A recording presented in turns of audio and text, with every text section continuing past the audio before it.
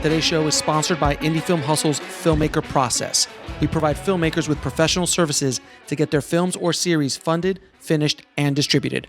For more information, go to filmmakerprocess.com.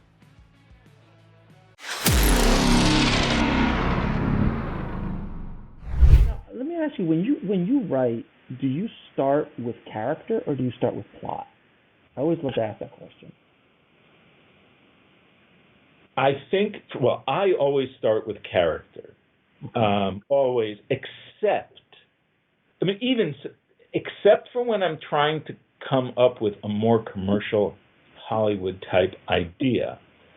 And then sometimes you think about plot. Now, of course, plot always involves character in the sense of there's this guy or this gal who does this, and this is their problem, and this is what they're trying to solve. Oh, it's about a spy who fell out of the sky. I don't know. It's always a character. It's always a human being. But, with a more sort of quote-unquote commercial ideas, you tend to think more of the situation, and I think with more personal work, you think more about the emotional and kind of social, emotional situation that the person's in. But it does always start with a character for me.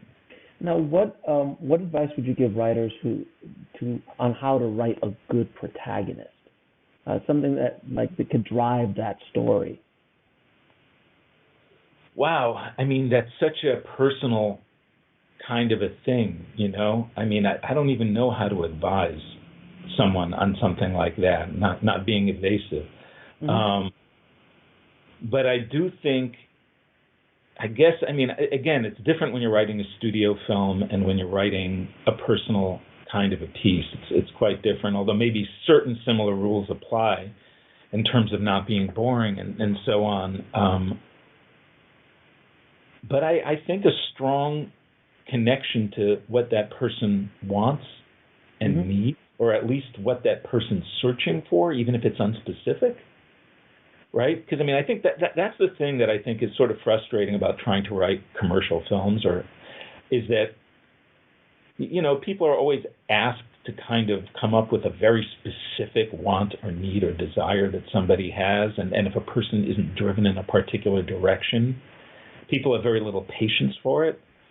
Whereas I find that a lot of times human beings, right, we are in an ambivalent state.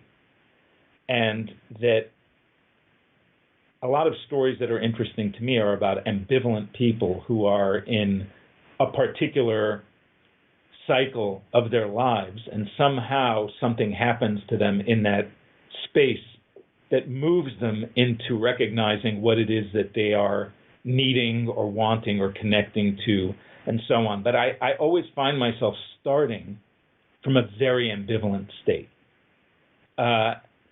And I think it makes for interesting pieces, but it makes for pieces that take more patience in the opening stages for an audience to get into.